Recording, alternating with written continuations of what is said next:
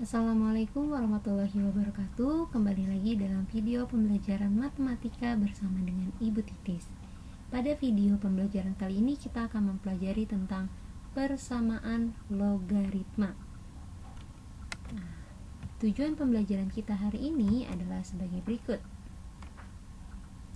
Jadi diharapkan nanti kita sudah dapat memahami dan menjelaskan tentang pengertian persamaan logaritma. Kemudian kita juga dapat menyelesaikan persamaan logaritma dan juga dapat menerapkan konsep persamaan logaritma dalam menyelesaikan masalah nyata maupun masalah matematika. Oke, kita akan masuk ke materinya. Apa itu tentang persamaan logaritma? Nah, apa sih persamaan logaritma itu? Jadi persamaan logaritma adalah persamaan yang peubah itu variabel ya, yang peubahnya terdapat di bawah tanda logaritma, atau peubahnya itu bisa berlaku sebagai bilangan pokok logaritma. Nah, kemudian untuk menyelesaikan persamaan logaritma ini dapat ditentukan dengan menerapkan sifat-sifat yang berlaku pada logaritma. Nah, ini di sini kalian sudah harus menguasai ya tentang sifat-sifat logaritma yang sudah kita pelajari pada pembelajaran sebelumnya. Persamaan logaritma dapat dikelompokkan ke dalam beberapa bentuk. Jadi kurang lebih ada 4 bentuk yang kita pelajari di sini. Jadi persamaan logaritma itu dapat dikelompokkan ke dalam 4 bentuk ini. Yang pertama adalah A logaritma fx sama dengan B. Nah, sesuai dengan definisi kan fx itu sama dengan A pangkat B ya. Maka di sini kita dapatkan bahwa fx sama dengan A pangkat B. Dengan syarat A lebih besar daripada 0, A tidak sama dengan 1, dan fx lebih besar daripada 0. Jadi ini sebenarnya syaratnya itu kalau kalian cek lagi ini sesuai dengan definisi. Ini kan syarat dari numerus ya. Syarat dari basis ke numerus. Ini syarat dari basis atau bilangan pokok.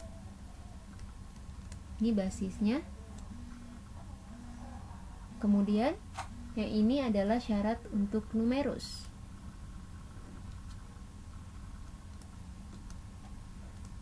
Jadi ini basis, ini numerus. Kalau basis itu harus lebih besar daripada 0 atau tidak sama dengan 1. Kalau numerus dia harus lebih besar daripada 0. Syaratnya itu. Intinya adalah seperti itu.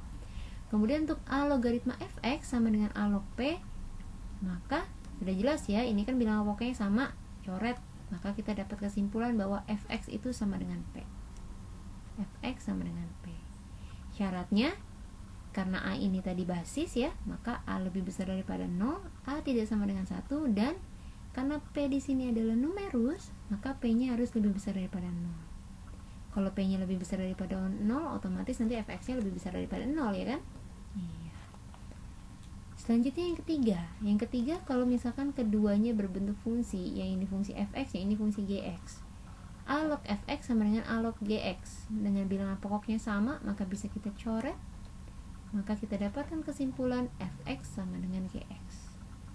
Syaratnya masih sama. Di sini A-nya sebagai basis, maka di sini A lebih besar daripada 0 dan A tidak sama dengan 1. Kemudian karena di sini fx dan gx adalah sebagai numerus, maka fx-nya lebih besar daripada 0 dan gx-nya lebih besar daripada 0. Itu bentuk ketiga. Kita masuk ke bentuk yang keempat. Bentuk yang keempat ini adalah bentuk yang membentuk pola persamaan kuadrat. Jadi di sini ada A dikalikan dengan A logaritma fx pangkat 2 ditambah B dikalikan dengan A logaritma fx ditambah dengan C. Nah, cara menyelesaikan bentuk yang seperti ini adalah dengan menggunakan permisalan. Misal A logaritma fx ini kita misalkan di sini misalkan dengan Y. Jadi Y sama dengan A log fx. Kalau misalkan mau selain Y, boleh nggak Bu? Boleh. Misalkan kamu mau pakai P atau mau pakai simbol yang lain boleh. Jadi misalkan di sini nanti ini berubah jadi Y.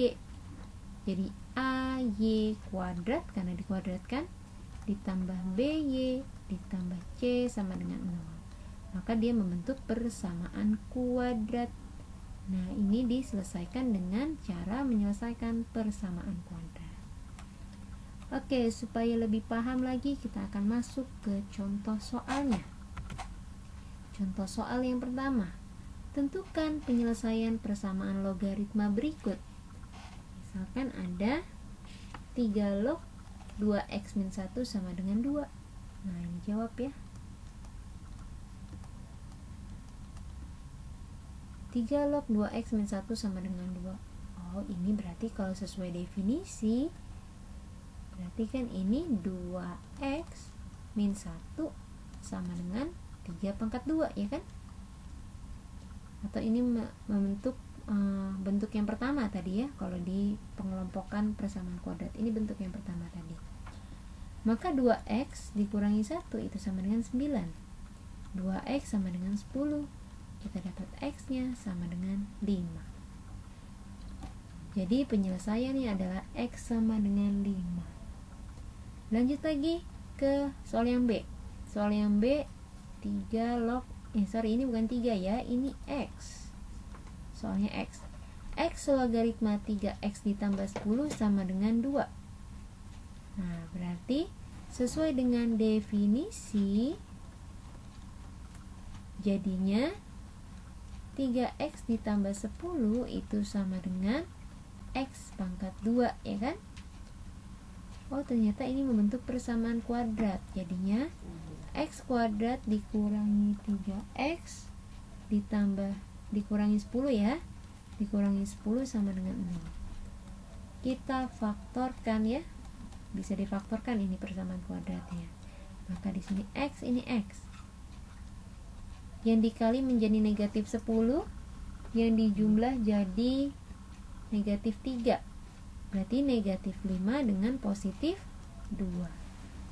Maka ini jadi x sama dengan 5, dan ini jadi x sama dengan min 2 ya.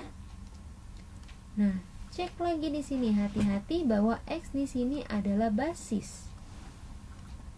Tadi syarat untuk basis adalah harus lebih besar daripada 0 dan tidak sama dengan 1.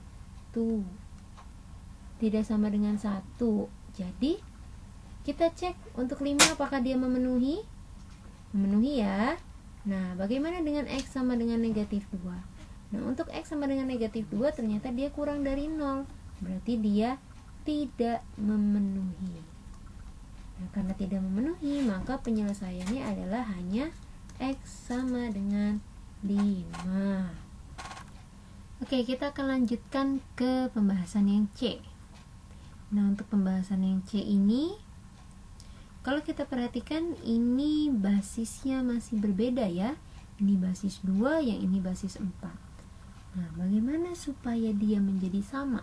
Supaya bisa kita operasikan ya dengan menggunakan sifat. Kan syaratnya kalau sifat itu berlaku jika basisnya sama. Nah, ini 2, ini bentuknya sudah sederhana. Berarti 4 kita ubah menjadi 2 pangkat 2. Berarti dia jadi 2 logaritma 2x dikurangi 3 dikurangi 2 pangkat 2 logaritma x dikurangi 3/2 sama dengan 1. Nah, ingat tentang sifat ini. A pangkat m logaritma b pangkat n, dia sama dengan n per m dikalikan dengan a log b. Berarti bentuk ini bisa kita tulis menjadi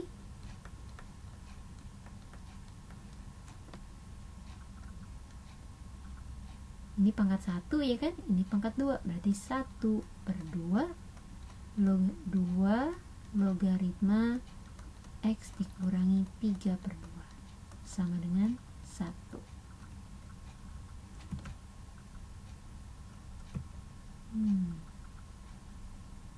Maaf ya, di sini emang komputer ibu suka jalan-jalan sendiri.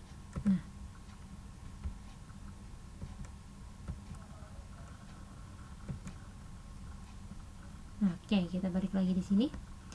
Baik, kita lanjutkan. Berarti, nah ini menjadi setengah di sini. Nah, supaya lebih memudahkan lagi, setengah ini bisa kita tuliskan lagi. Ingat rumus ini, a logaritma rumus sifat ya, a logaritma b pangkat n n-nya kan pindah ke depan ya kan, menjadi n dikalikan A log B. Nah sekarang kalau misalkan n-nya yang di depan mau kita balikin ke belakang kan boleh ya. Berarti ini menjadi 2 logaritma 2x dikurangi 3 dikurangi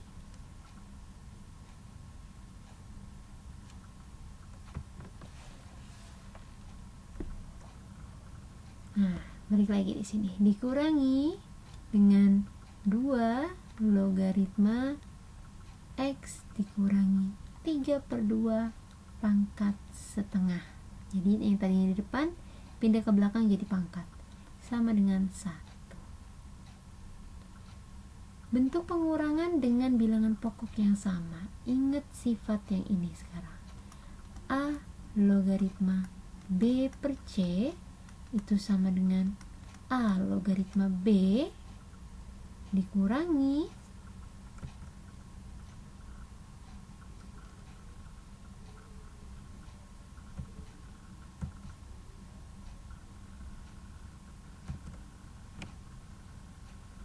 ini balik lagi ya, dikurangi dengan A logaritma C.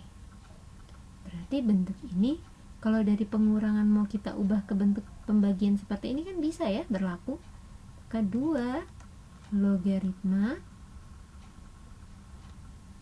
2x dikurangi 3 per x minus 3/2 pangkat setengah. Berarti boleh kita tuliskan dalam bentuk akar ya. Kan kalau pangkat setengah itu sama dengan dalam akar kuadrat, sama dengan 1. 2 log 2x minus 3 per akar x minus 3/2 sama dengan 1. Dia menjadi sebuah persamaan di sini ya. Nah, di sini berarti dengan definisi kita dapatkan bahwa ini sama dengan 2 pangkat 1 ya kan? Maka 2x dikurangi 3 per akar dari x dikurangi 3/2 sama dengan 2 pangkat 1. Atau supaya lebih mudah, ini penulisannya, akar ini kita pindah ke ruas kanan, maka jadi dikali 2x dikurangi 3 itu sama dengan 2 dikalikan dengan akar dari x dikurangi 3/2. Supaya akarnya ini hilang, kedua ruas kita kuadratkan, maka menjadi 2x dikurangi 3 dikuadratkan sama dengan, ini dikuadratin berarti menjadi 4 ya kan. Ini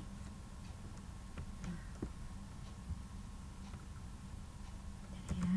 Nah ini dia, ini balik lagi deh. Nah ini dia, tadi di sini ya, ini dikuadratkan, kuadratin nih dua-duanya nih, ruas kanan dengan ruas kiri. 2 dikuadratkan menjadi 4, akar dari x minus 3 dikuadratkan, maka akarnya menjadi hilang ya kan, pangkat setengah dipangkatkan 2 jadi pangkat 1, jadi x minus 3/2 ya, 3/2. Selanjutnya ini kita jabarkan, 2x minus 3 dikuadratkan berarti menjadi 4x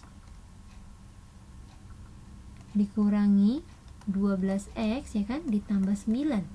Jadi kalau kalian jabarkan maka dapat bentuk ini, sama dengan ini bisa kita kali ke dalam, berarti menjadi 4x dikurangi 4 kali 3/2 jadi 6 ya kan, coret 2 kali 3 6.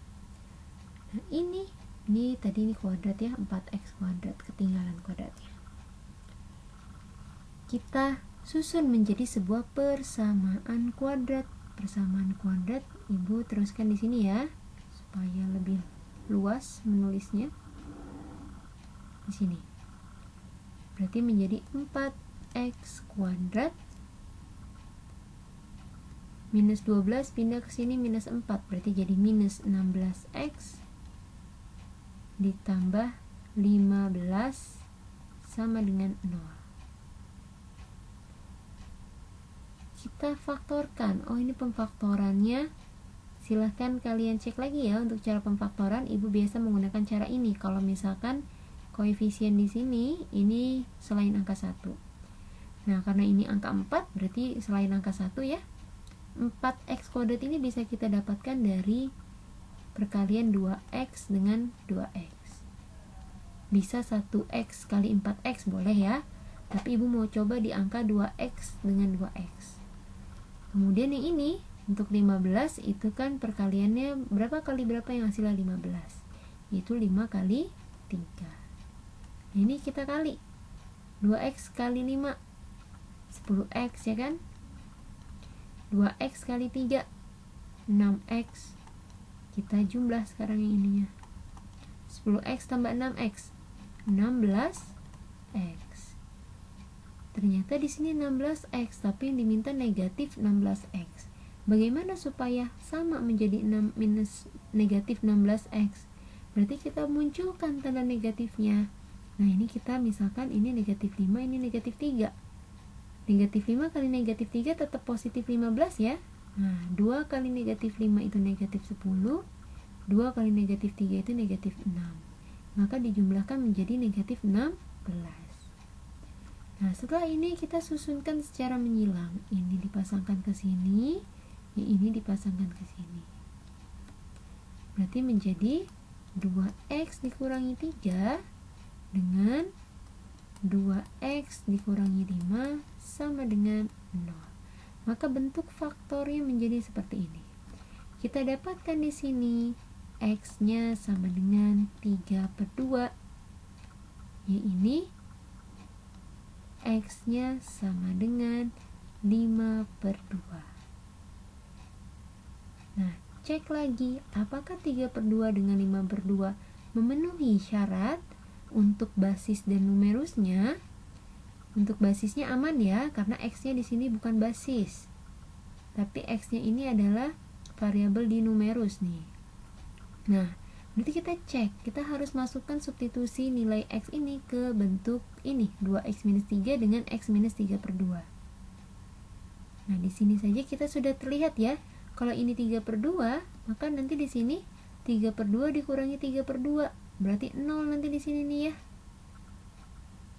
0 kan?